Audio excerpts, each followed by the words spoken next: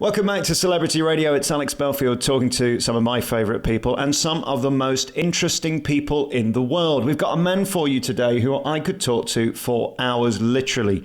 James Freedman is one of the smartest guys in the world when it comes to private information, sleight of hand, pickpocketing, and 2016 media. It seems to me you can go on the internet and within a few clicks find out anything about anyone, as he's just proved. James, good to talk to you. Hey, how are you, Alex? Do you know, I'm good, but I'm a bit depressed in a way. When I got your poster, Man of Steel, which is touring the UK through 2016, I thought this is the man for me. I love what you guys do, mentalism, catching us out, being sneaky and all that. But then there's a reality to it that actually in the wrong hands, you're incredibly powerful, aren't you? Well, I don't know about that.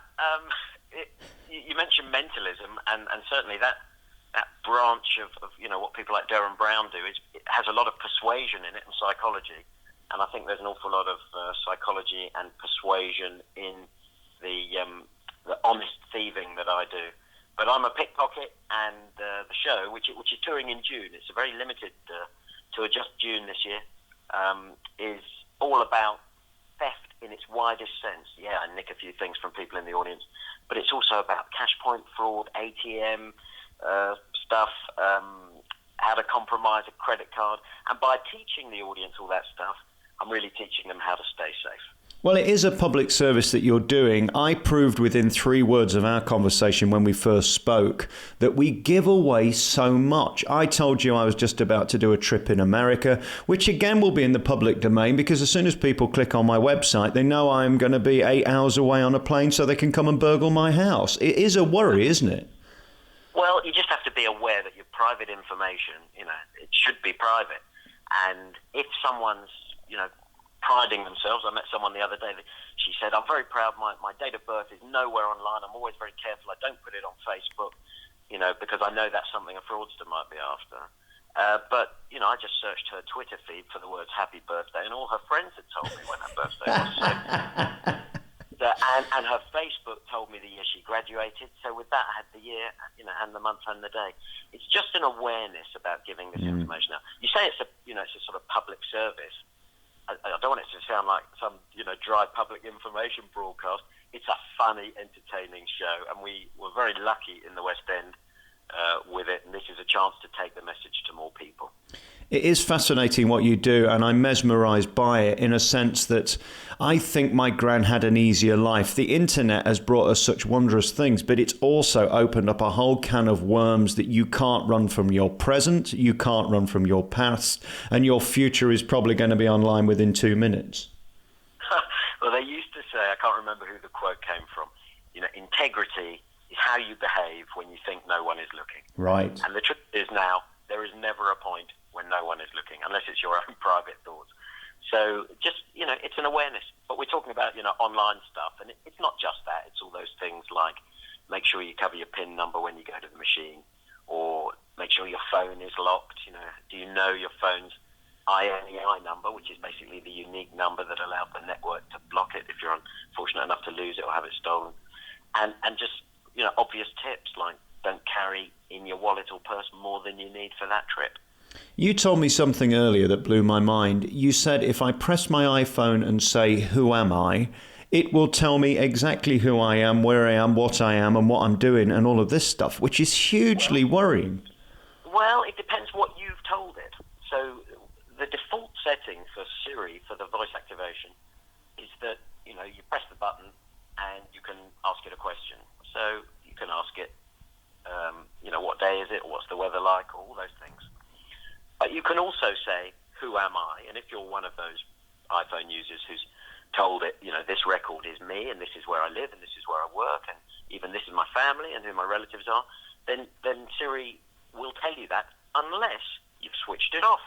And anyone can switch it off. It's very simple. You go to the passcode settings, and there's a section there that says allow access when locked. And one of them is Siri, but you can turn them all off because you're only a PIN number or a thumbprint away from unlocking your own phone. I'm always surprised, actually, and this is a big thing, I think, over the next few years. There's so much information now on a smartphone. In fact, smartphone thefts from person, which is what the police might call pickpocketing, account for 50% of all theft. So, 1 in 2 is someone getting a smartphone, not so much for the device, but for the information it contains. So with such a valuable thing in our pockets or bags, I'm astonished how many parents hand their phone to their kids to play and keep them amused, almost like an electronic babysitter. And their tablets, exactly the same, all that information on there. But we all know if we get a text message from someone we don't know with a dodgy link in it, well, we shouldn't click it, should we? But does our 5-year-old know? Right. It does feel like we're going 10 steps forwards with these wonderful phones, because I can't live without mine, but we're also 11 steps back once it goes wrong. In the future, do you think we're going to have to change the way we operate? Because it's almost going too fast at the moment. We're putting so much info. I can press my phone and pay for whatever item in a store, for example. It's all marvellous, providing it's in the right hands. Yeah, I don't use that contactless technology, for other reasons, which again we talk about in the show. I show people, how I can take a contactless card. We do it on people in the audience and, take their numbers without even taking the card out of their bag or their pocket. Wow. Because, of course, it's designed to be read from a distance. Remotely, Now, I don't think contactless is terrible, but I think people deserve to know what's possible with the technology so that they can safeguard themselves. We look at your show in your career, and some of the people you've worked with are extraordinary. The Mayor of London, of course, the Chancellor of the Exchequer, and of course Prince Charles, which is that gorgeous picture of him looking stunned. I think we're all surprised how gullible and naive we are, because we all think we're smart asses, but actually we're incredibly stupid as human beings, aren't we? Because we're instinctively trusting, and the last person we should trust is someone like you, because you're 10 steps ahead of us. No, I don't think we're stupid at all. I think it's human nature to be trusting. You see, the danger is that if someone thinks it can't happen to me, then they're making themselves more of a target. Right. When I'm asked, could you have your pocket picked, James? The answer is absolutely yes. A skilled pickpocket or a skilled fraudster can defraud anyone. So you don't have to make yourself, locked down like Fort Knox.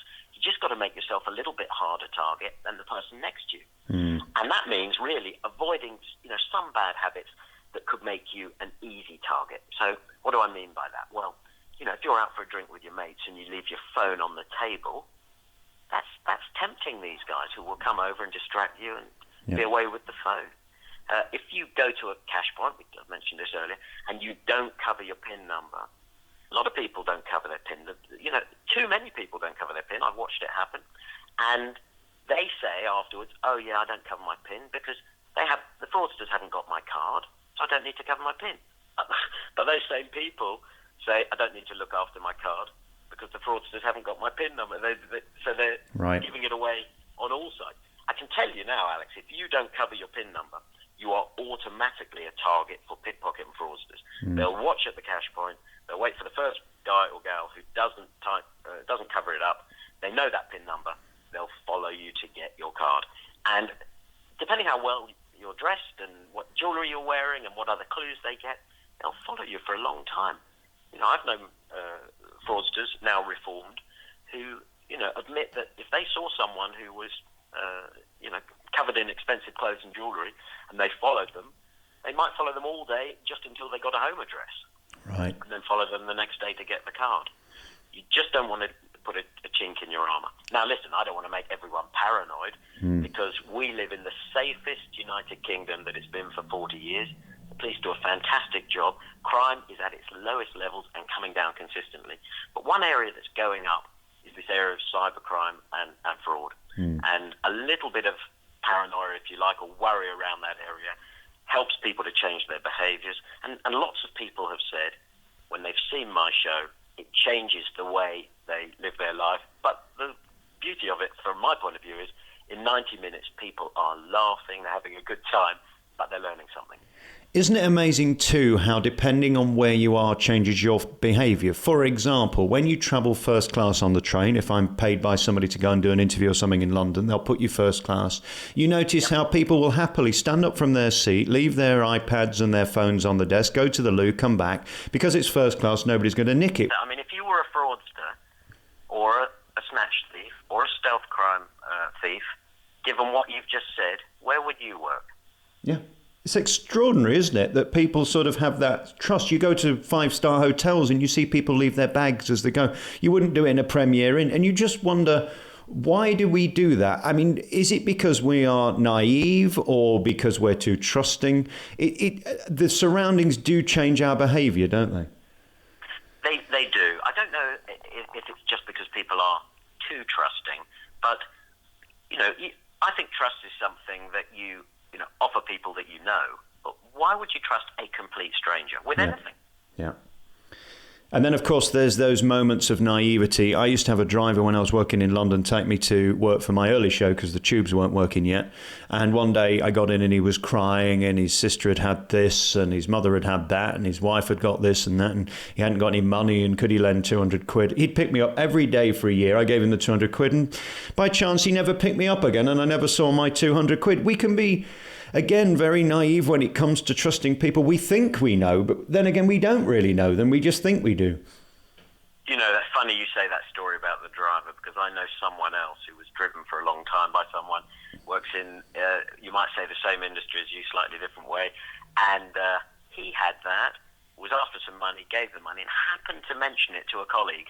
And the colleague said, oh yeah, he asked me, and he'd done it to everyone he drove. It's a great ruse. And again, I was staying in Birmingham on Friday night in a hotel and outside was a young girl, probably 18, 20 years old, crying and I need money, this, that. And I went in, I said, there's a girl, it was raining. I felt terrible for her. He said, oh yeah, she's there every Friday, Saturday and Sunday night. We are prone to feel for people, which is a great quality in a way, isn't it? But, we read these stories all the time about some homeless people who get in their Jags afterwards and go back to their 5-bedroom house. Whether there's many of those, I don't know, but we are easily taken... No, listen, we shouldn't. You can't generalise it. Some people who are asking for money really need it. That's right. It's up to everyone and their conscience to decide. But how do we know is my question. It's hard, isn't it? Well, with all these confidence games, the secret is just to wait, just to give it a beat, stop for a moment and just think. So if you get a phone call at home, and it's from your bank, and they say, hello, I'm calling from your bank and it's about your bank card, you might be suspicious. Mm-hmm. But if they said, I'm calling from your bank, and they named the bank correctly, and the last 4 digits of your card, you might be a little less suspicious. And if they also said, just for verification, I'm going to tell you your date of birth and some other personal information, well, you might start to believe it. Yeah. But stop and think, just for a bit, does this feel right? And that applies to someone, on the street asking for some money. Stop and think. If you feel in your heart that it's genuine, but if it feels a bit rehearsed and they've said it 1,000 times, you might want to pass that one by. Understanding what the latest scam is may have a sort of elegance about it, and people, might admire the elegance of it, not the fact that these people are committing crime. But there's really no point in just understanding the latest scam, because if you do that, they'll evolve to something else in 3 or 4 months. But if you understand how they think, that they're looking for every opportunity, that they're just looking for a foot in the door of your, through your defences, then you'll just start to treat things in a slightly different way. You won't automatically click on links that your friends sent you because you realise, actually, this text message or email or link from someone on Facebook, someone I know, may not actually be from that person. I can't wait to see his show. It's called Man of Steel by James Freedman. You can get tickets by going to jamesfreedman.com. He's coming to Leeds on the 2nd of June, then Swindon, Buxton, Guildford, Henley, Tunbridge Wells. You're going to Bridport on the 11th, 14th Colchester, Milton Keynes the 15th, 18th in Banbury and Margate on the 30th. And let's hope we get to see you back in London too, because this is a tremendous show. And what you've crafted is so fascinating to us all because it affects us all. Every second of our day is about information. And you basically make us aware of what we should be giving out and what we shouldn't. Man of Steel by James Freedman. Thanks, Alex. Of course, you should say the biggest joke. Man of Steel is S-T-E-A-L because I'm a thief. Yeah. But an honest one, so don't worry. I love that. James Freedman, you can find out more at jamesfreedman.com and go to the tour page for dates. Great to talk to you. Thank you so much. Thanks, Alex.